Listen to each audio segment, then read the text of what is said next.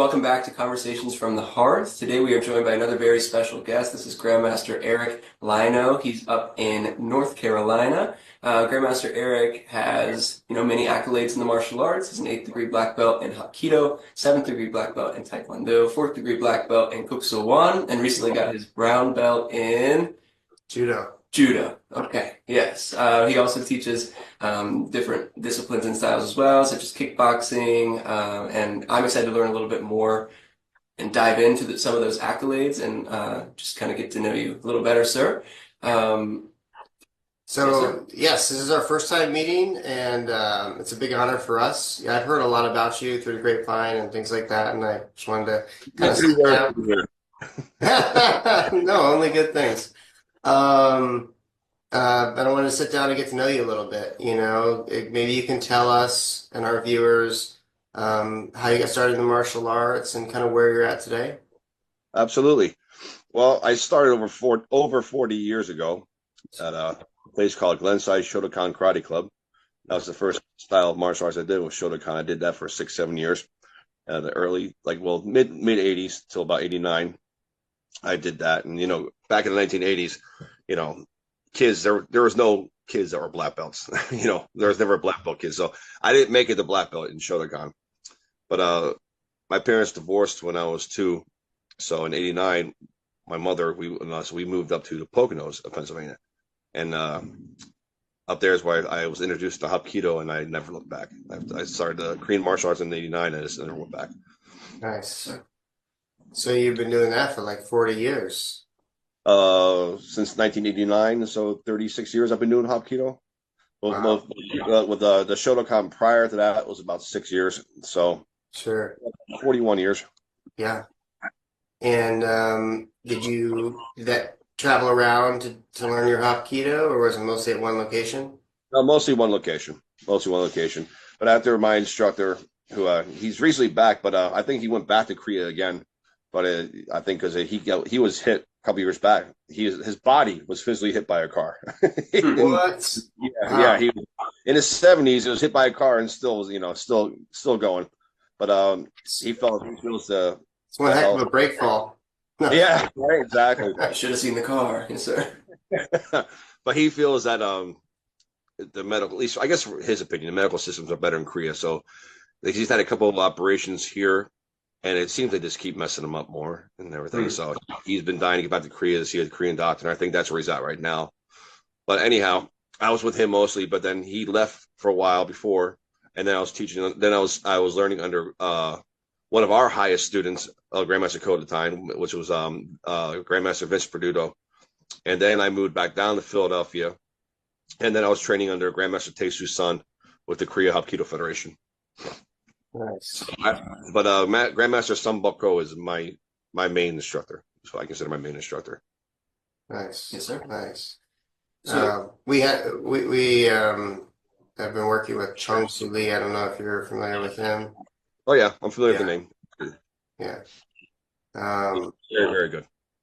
Yeah. I was going to ask a little bit about you had mentioned you started in Shotokan karate and then got into Hapkido. What was it about the Hapkido training that immediately caught your attention? You said you started Hapkido, you never looked back. What was that pull that drew you in and hasn't let go yet? Well, honestly, it was more of a mistake than it was by accident, really, than anything. Because I was going to continue doing Shotokan, but the problem was I used to have braces back then, and on my way to the orthodontist, Grandmaster Ko's dojang, in Korean called dojang, Japanese is dojo, Yes, was sir. on the way. So we always saw it, but we never saw any Shotokan school. And it turns out there was actually a Shotokan that was actually closer to us. We didn't even know about it. But anyway, so the one day we're coming back, my mother's like, let's stop in here. Because she's always, saw me looking. She knows I love I've been doing martial arts since I said I was a little kid. I've always loved it. I was just happy to be punching and kicking. I didn't know anything about styles and that. And I didn't know anything. I just wanted to be punching and kicking. To me, everything was a karate movie. Like you watch in Philadelphia on Sundays, was a thing called Kung Fu Theater that would come on from 12 to 2. And they show all the chopsaki movies, from China and stuff like that. I would always call them karate movies. Everything to me was just karate. Yes, sir. So anyways, we stopped in to look at the place, and Master Ko was giving a class, and he was doing things I just never seen before, even from my Japanese instructor. Like it was more of the high fancy kicks for one, which I was really impressed with. But when I seen him run up a wall and kick the ceiling, that kind of was like, yeah, he kind of had me at hello, you know. But Yes, sir. also Shotokan blocking, just blocking, punching, striking, very very little self defense type of stuff, you know. At least again, I was a kid, so I don't know what the adult classes were doing, but you know, we were doing self defense like the wrist lock stuff from day one, and I just really enjoyed that because honestly, I thought I was gonna be learning Aikido because Steven Seagal had just came out recently above the law at that time. Yeah. So and I loved it, and I loved that movie. Yeah. It's Aikido, but I just assumed it was, you know, Steven Seagal stuff. So Yeah. joint locks and stuff like, oh, it must be like, you know, Aikido stuff, you know. Yeah. So it's just like I said by accident, but like this stuff that Master Ko would have me doing and the stuff that he did was just out of this world. So you know that was it. I never looked back after that. Like I didn't start Taekwondo until 1996. You know, Gosh. most people do Taekwondo first, then Yeah. they, you know, I was doing Hapkido and Kuk Soban since '89. I did that because he also taught us Kuk So. So I was doing that before I even started at Taekwondo. Sure.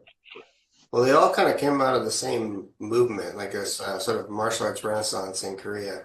Yeah, they came around the same era, but different, definitely totally different backgrounds. So, where you know, Yeah. But there was this movement in Korea to rekindle Korean pride to the martial arts and take it back to be their own. And there's a lot of unfortunately, a lot of falsehoods were made out of that era too, as well, though. this thousands of years old and all that kind of stuff. But yeah, no, it's. I have a lot of friends who do Hapkido and Kuksuwan, and I feel like there's a sort of connective tissue there. Um, so, Well, what made you fall in love with Hapkido versus other disciplines that you've studied, or do you like them all? no, Hapkido is definitely my favorite. You know, like I said, I studied very little Brazilian Jiu-Jitsu, which you know is it's amazing. You know, I just learned enough from a friend of mine who was a purple belt, who was he went to the Hoist Gracie Academy up there in Scranton, Pennsylvania. So Sure. you know, I mean, I just learned a little bit from him, just you know, for my own self defense in the street. I would never say I can teach anybody BJJ, you know, but it's amazing. But I just liked Hapkido because it's just the foundation of it with the joint locks and the, you know, the mixture with the joint locks, the kicking, the striking. To me it encompasses everything. Like we even have ground techniques in Hapkido, nothing to the degree of Brazilian Jiu-Jitsu by any means. You know, our techniques are more you get knocked to the ground as to how to defend yourself to get back up on your feet type of thing. Sure. You know, ground game. You know, but like I said, it encompasses everything. So I just kind of just Hapkido is just I fell in love with it. Yeah. No, I feel like it's a very robust art. I've been doing Hapkido for a long time too, not as long as you, but I've really enjoyed it. And one of the things that um, I use a lot, so I've also done a lot of Brazilian Jiu-Jitsu, and man, Hapkido's got some great wrist locks, and I've gotten a lot of guys with those wrist locks. Yeah. Hapkido just in general is a really robust discipline. You know, it's got all the kicks and punches that are in Taekwondo and a lot of other ones that are kind of more self-defense oriented that are kind of unusual from a Taekwondo um, background. And it's also got a lot of the throws and like judo and stuff. And Exactly. Absolutely. Mhm. This might be just an uninformed question, but is the cane specifically a Hapkido like related weapon to train with, or is I think it that actually comes from the Japanese Jiu-Jitsu, and I think because Hapkido, listen, say what you want, you can have your history all you want. The truth of the matter is, Cheong Sul learned Daitaro Aikijitsu from Takeda, from some Osensei Takeda. Like I can't remember how to pronounce his name. Takeda. Oh, sorry, it's Takeda. Okay, Sokoku Takeda. Okay, and Aikijitsu had cane techniques, so it came from Aikijitsu. So. yes, I sir. mean, Bob, you can have, Hapkido is 2,000 years old. No, it's not. you know, no, it's not. Maybe its roots from Daitaru, Aikijitsu, maybe you could, if you want to get technical like that, you could say it. But Hapkido itself, no, it's 1940s. Yes, sir. Mhm. I I ask because, from one of the Hapkido seminars that we've attended, that is one of the things that really stuck out to me. And I guess it was just that seminar, that Grandmaster using the cane. And I just remember like having my wrist in the cane and like the wrist lock with the cane. And now every time I see a cane, my wrist starts to go like bump, bump, bump, bump, bump. I'm like, oh man, Yeah, people don't realize. Mhm. I really enjoy the cane technique. Actually, Grandmaster Steve Sexton, who's become a really close friend of mine. Oh, I Who know. Yeah. yeah, Okay. he moved from California here to North Carolina himself. He lives not too far from me. He even says a cane is his favorite weapon. That's practical. He's very a practical person. Like he's legend for beating heads in because as a bouncer, and he's proven that Hapkido works in the real world. And nothing fancy, anything any of the fancy stuff. He didn't use, but he's proven that Hapkido is effective. And if he says a cane is an actual good weapon, you can take that to the bank. I like the cane. I like the dambong, the short stick, because you crack somebody across the bridge of nose with a dambong, it'll be effective. Trust me. And those are weapons you could easily acquire in just a Absolutely. self-defense situation. My favorite weapon really is it's the long bong, the Japanese called bow staff. That's Hmm. my favorite weapon because you can use that. You can pretty much use anything like a bow staff, a broomstick, mop. Yeah. It's very practical. Very practical, Yeah. and it keeps that distance. It keeps me that distance away from the opponent that where I feel safe. Yeah. Yes, sir.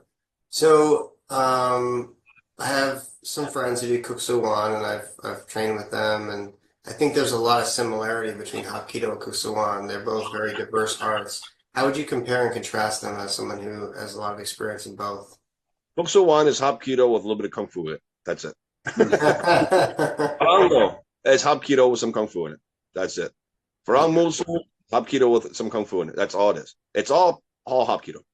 All the guys branched off, made these different styles. Toksuwan, Harangdo, they're all Hapkido people first. Mhm. They all studied under Che Yong Sul or Ji Han Jae. They're all Hapkido people first. Their style is basically Hapkido with a little extra this and a little extra that added to it. That's all it is. Have you heard of Kuksul Do? Kind of an American offshoot of Yeah, Kuksuwan?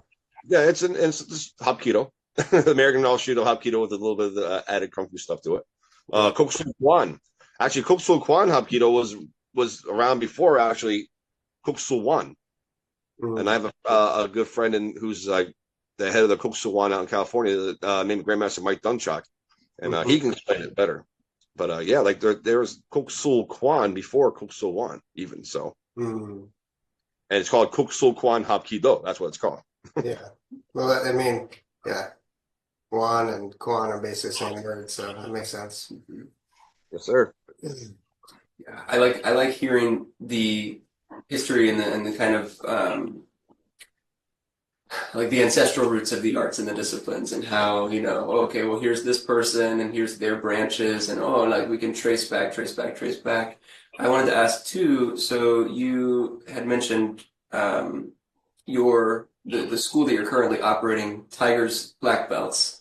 So how do you go from starting really training in earnest in the 80s and in the 90s to, okay, now you are running a school. Like what led you into, you know what, I'm going further than just being a student. I want to be an instructor. I want to lead up this next generation.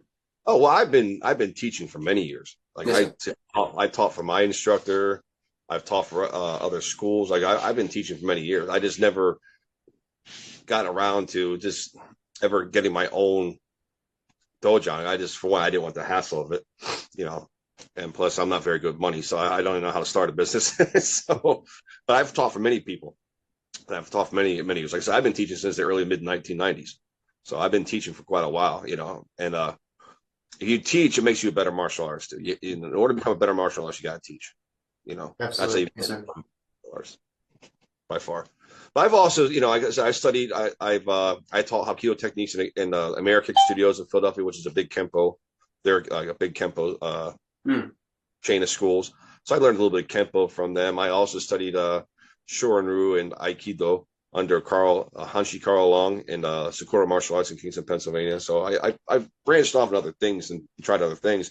But the problem was when I was doing that, working at Sakura and like I was supposed to learn Shorin, which I did learn a little bit of it, but I never made it substantial. But I was very good at sparring at the time. Like I was beating everybody. I was very not trying to brag or anything, but I used to be very flexible. I'm still pretty flexible for my age. I'm 50 years old now. I'm almost 50, I should say. And I can't really. I can if I stretch out hard enough, I can do splits. But back then I could just drop down to a split cold. You could put phone books under my feet. I was just ridiculously flexible, and I was not to brag, but very, very, very fast with my legs. Very fast. I was kicking people in the face and the head like it was nothing. It was easy. So I was going there, and the time I started teaching his school at Sakura, I was second dan, I believe, in Hapkido, second dan, something like that. So this is even before I started Taekwondo, even. And I was beating like his third degree, fourth degrees as easily. I was smoking them. So he was always having me teach sparring classes and stuff. So I never really got a chance to learn too much Shorin Ryu, but it was great though. I had a great time with Hanshi Carl Long. He's very knowledgeable. He's probably one of the best you'll ever meet when it comes to Okinawan arts. Like he's just absolutely amazing. Yeah, I studied Shorin Ryu under Tadashi Yamashita. I don't know if you know who he is, but oh yeah, I actually went to one of his seminars once. He's an amazing guy too. He's very, very tough dude. Yes, he is. I got a little scared when he like pulled me up to be his Yuki. It's like I don't know if I'm going to survive this experience.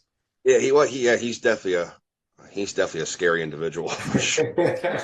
Chung Soo Lee is also kind of scary.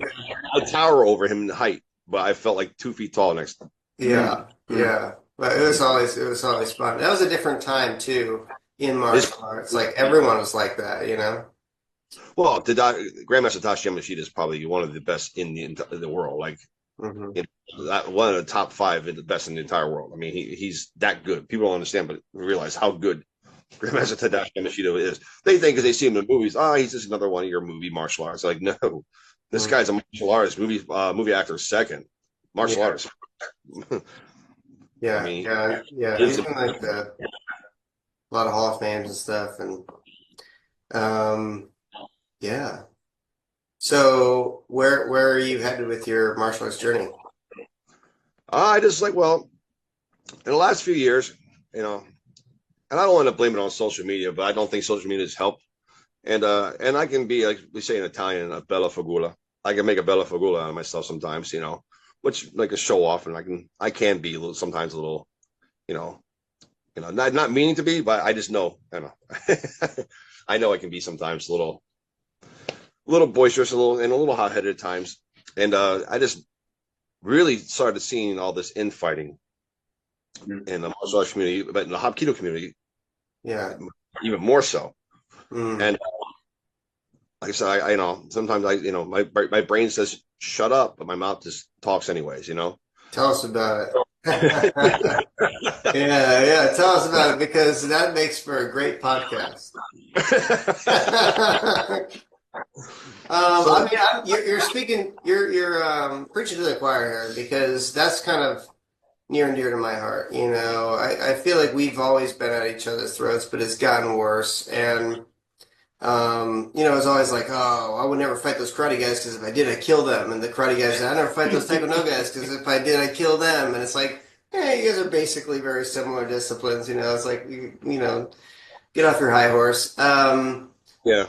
Now with, MMA and, we watch the rise of MMA and how that's all kind of come and gone. And I think now there really needs to be kind of a union of people coming together, and you don't see that. You see people are getting pushed off into the camps. They're getting more and more isolated. Well, I was talking to who's I consider my instructor now, Grandmaster Paul Holly. I was just telling him the other day, like I used to make fun of circle jerks, that expression circle jerks. But after everything's been going on lately, I see why they exist.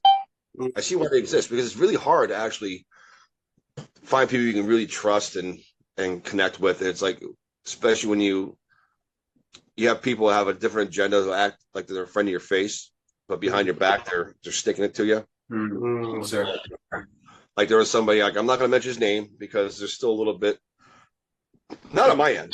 Excuse me, not on my end. Okay, I've moved on. I don't think of a guy, but the guy still thinks that him and I have a problem. I ain't got a problem. I'm doing my thing. You do what you gotta do. But he definitely believes that he should be the king all and be all of Hapkido in America. Like he believes everybody should be following him. That's just the way it is. He's obviously he's set on this. This is where his mind's at. He thinks he's that good. I don't And think you need to tell me who you're talking about. I don't think I know who you're talking I'll about. tell you who I'm not talking about. I'm not talking about Grandmaster Ronald Christopher Garland, actually. Okay. He's not Okay. him. Okay, it's not him.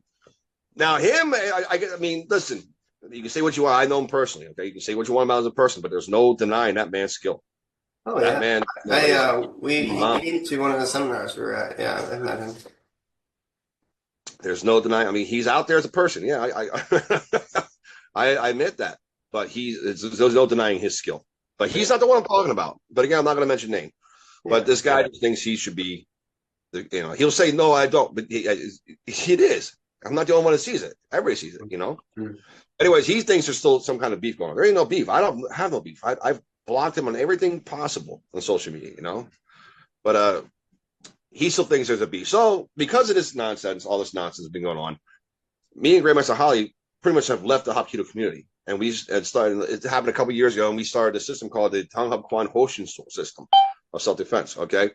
Which is American, it's an American-made system. We only use the Korean title because most of our base martial arts techniques come from the Korean martial arts. That's just our way of a little bit of respect. But other than that, this system is an American born and raised and bred self-defense system / martial arts, what you want to call it, okay?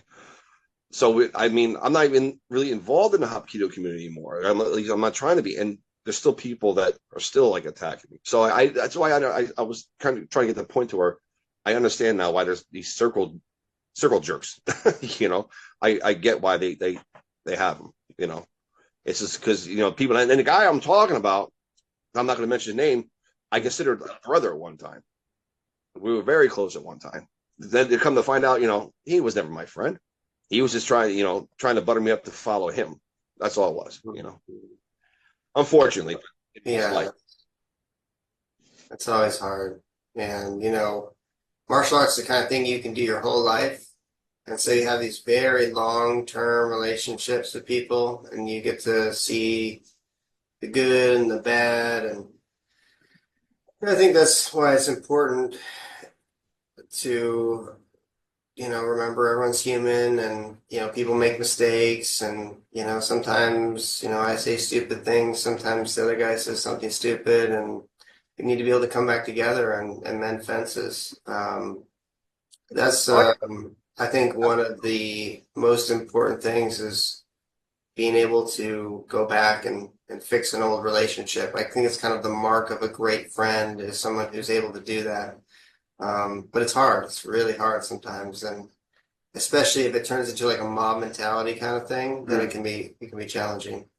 Yes, absolutely. And I one thing I can say about myself is I have no problem admitting when I'm wrong. I don't have an ego like that. I'll admit when I'm wrong. I'll be the first one to say it, and I'll be the first one to apologize. I have no problem with that. And I'm sure I'm guilty to a few things between this feud that had turned out, by my words, by some of the things I've said to him. But I didn't. But I didn't start it. Bottom line, I didn't start. And we had a falling out before, and we made amends. Now this happened a second time. It's like first time, shame on you. Second time, shame on me. There's not gonna be a third time where I got to punch myself in the face. I'm sorry. There's not gonna be a third time, because then it's double shame on me, and then I got to punch myself. I don't want to do that. So tell us where your Tong Hao Kwan is going. Like, what is your vision for that? It's going pretty good right now. I mean, the Tono Kwan Hapkido Association, which is was formed by Grandmaster Paul Holly. He turned that over to Grandmaster Brian Ayot. Ayot, maybe that's how you pronounce his last name. I don't know how to pronounce it, but he's running that. But our Tonghap Kwan Hoshin Soul, I mean, we got now about 5 instructors under us. We got a couple schools, so we're pushing it. We're trying to push it. But the Tonghap Kwan Hapkido group, they're really doing good. They got like 12 schools, 15 schools under them. They got a lot of they're doing like Grandmaster Ayot is really doing an amazing job. Amazing. And how is your curriculum differ from the Hapkido you did before and all that? Well, the Hoshin Soul, like I said, it's a conceptual martial art. self-defense system. We have our base curriculum, we have our set techniques, but it's not like wrist lock number one or wrist lock number two, something like that. You'll have to say, for each rank, you need to know you have to display or learn a certain amount of self-defense techniques from a wrist grab, certain amount from a lapel, defense against a punch, defense against a kick, and so on. It's like, it doesn't have to be, I said, because Sul in Korean means self-defense or self-protection. That's all it means. Okay. So it doesn't have to be the actual techniques from traditional Hapkido. It can be from Kukso It can be from Taekwondo, as long as it's legitimate self-defense. Not like, a lot of schools would say this is their self-defense and they do, sparring techniques, techniques you use in sparring, It's like, that's not self-defense. That's sparring techniques, I mean, it has to be legitimate self-defense, And then, of course, there's some techniques I'm developing myself, but I'm not going to really make them public until I've pressure test them and I know they're effective, because I'm not going to, and by pressure testing, I mean, my one student actually put out a really good post, and I agree with. Everybody's big on this pressure testing, but how do you really pressure test without breaking a joint, poking somebody's eye out, knocking somebody's tooth? Everybody's complaining. It's like, oh, well, they don't do pressure testing in the school. Well, this art is mostly striking art. What do you want them to do? You want them to literally tiger mouth strike somebody in the throat? Is that what you want? Yes. How do you pressure test something like that? Yeah, I mean, that's fair. not against a partner, but you can only do it to a certain, because people aren't going to the school, to the dojo or a dojo at night to get injured. Yeah. You're, Exactly. And I think that's one of the age-old conundrums in the martial arts is like the more we sportify, the more practice we can get in, like the more reps we can have. So like in Korea, like I lived in Korea and I was competing over there, and people compete every single weekend, again and again and again, if they're a Kurugi player. But like if you look at, like, I also trained in MMA in America, and like those guys maybe do one or two matches a year because they got to go into recovery. And even right. there's a lot of things that have been taken out of that. Like some of the early Oh, UFC fights were like eye gouges and groin tears and all sorts of really savage stuff that they had to get rid of.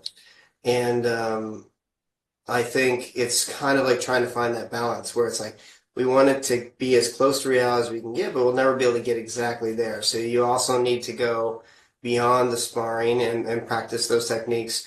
Like I went through a phase of kind of development with my curriculum where I was like, okay, we're gonna go with just the self-defense stuff first, okay? So like eye gouge, headbutt, like all this kind of stuff. And then I'm like, spar, and they're like I just know how to gouge, like white belts. I just know how to gouge his eyes and like hit him in the groin. I'm like, oh god, like it's like hilarious.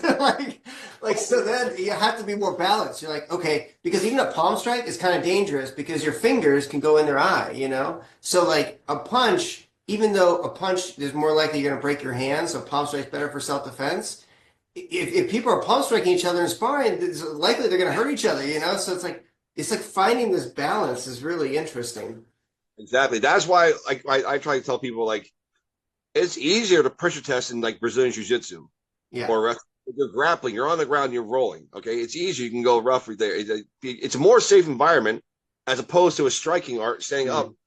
How do you pressure test? How do I pressure test me like you said, palm striking you in the nose without breaking your nose, while splatting your nose? How do I pressure kicking you in the groin? Well, turning also a hill child. I mean, come on now. It's like you gotta think before you speak.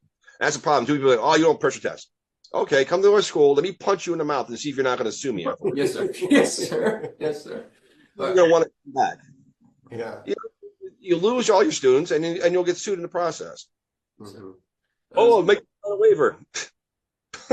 That waiver ain't going to protect you in court. Trust me. It ain't going to protect you in court. It's good to have them sign it, but when it comes down to it, it ain't going to protect you.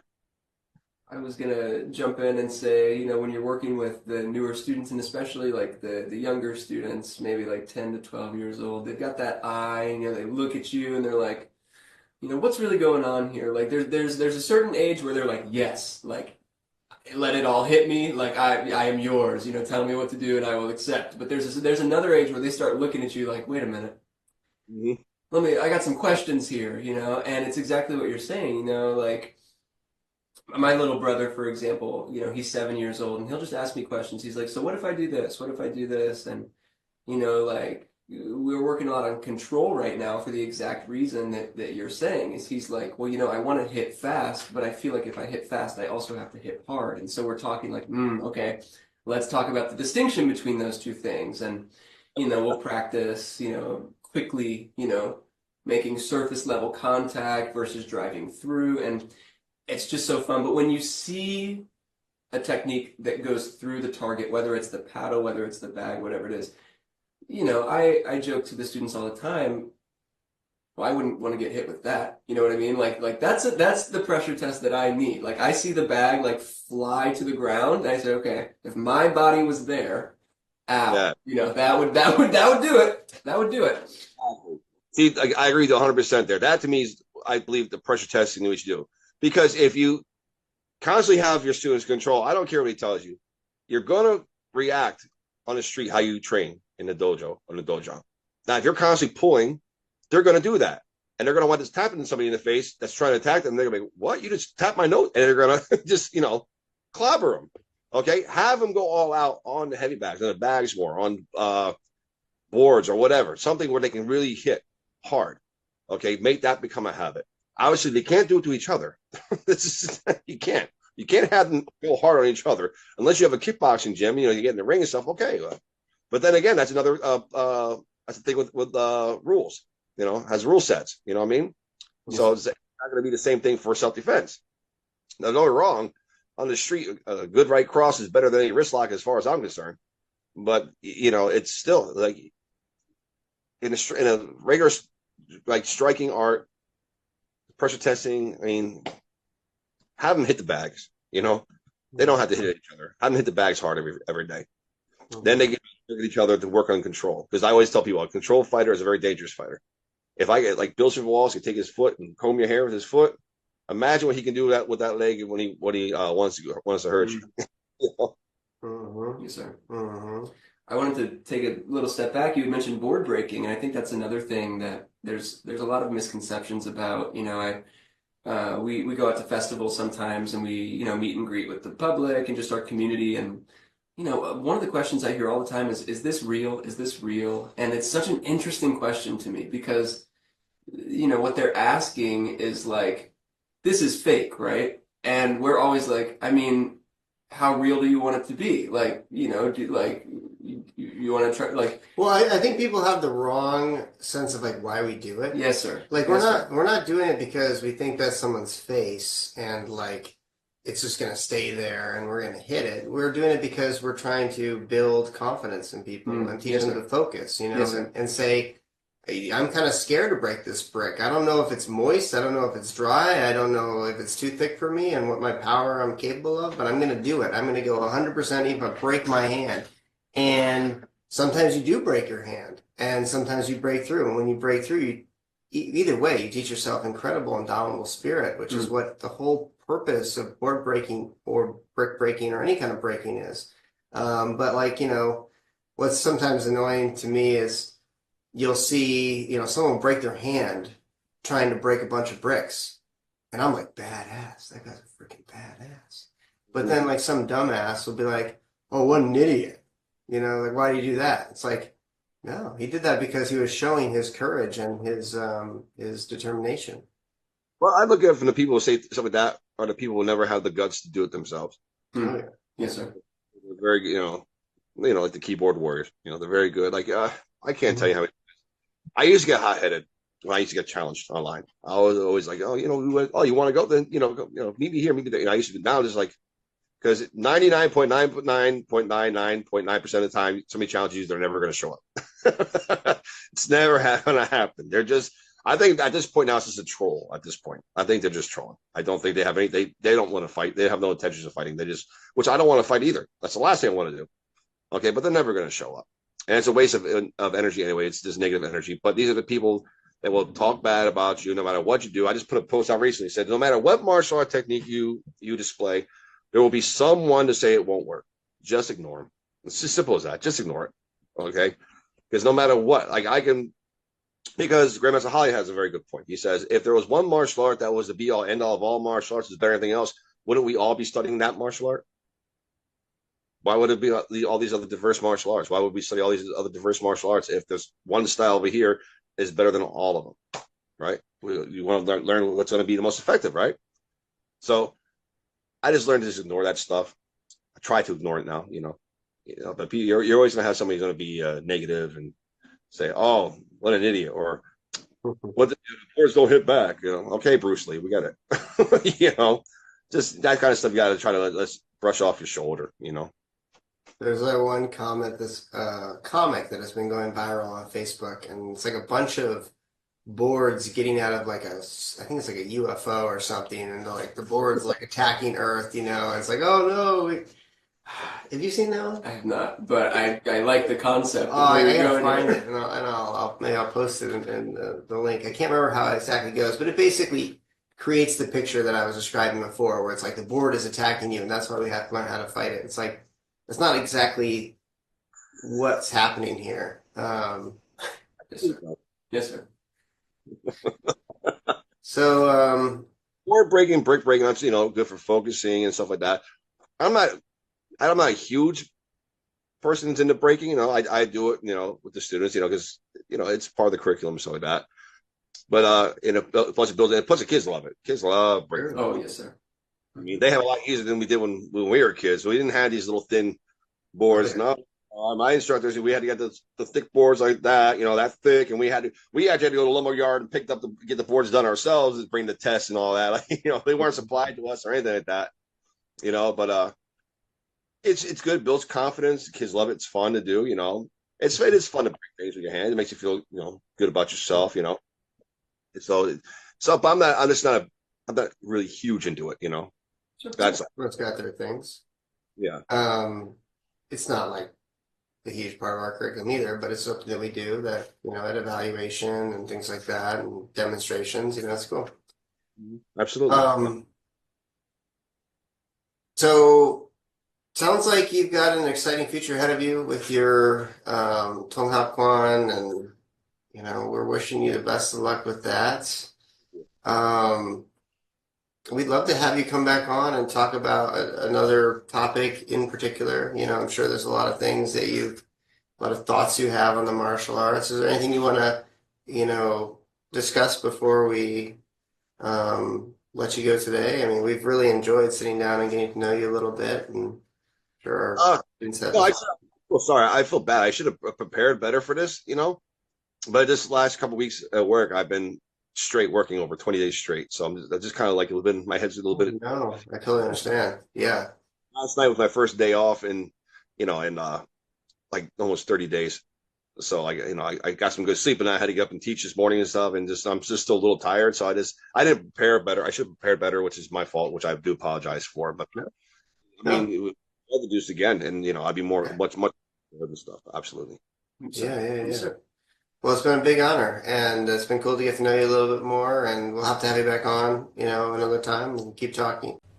If you enjoyed that podcast, please consider liking and subscribing to our YouTube channel, as well as hitting the notification bell. We offer in-person, group, and private lessons at our facility in Kyle, Texas, as well as virtual lessons anywhere in the world. If you'd like to learn more about our programs, you can find us online at risingphoenixtkd.com.